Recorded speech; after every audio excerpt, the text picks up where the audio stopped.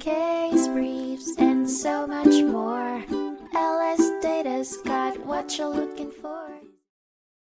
In a 1972 case heard by the Idaho Supreme Court, the plaintiff, Dale K. Lowe, sued the defendant, Highway Motor Company, operating as Park Price Motors, for negligence and conversion. Lowe had brought his car to the defendant's repair garage, where they removed the engine to make repairs, and stored the car in an unfenced area between the garage and a street. While in storage, the car's transmission was stolen.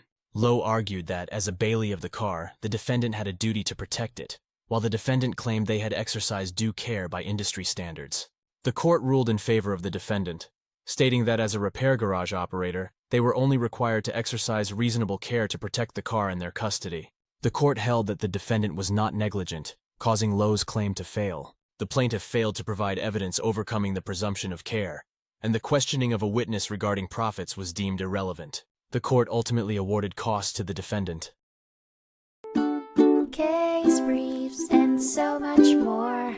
LSData's got what you're looking for. Visit lsd.law, elevate your mind. Leave the stress of class.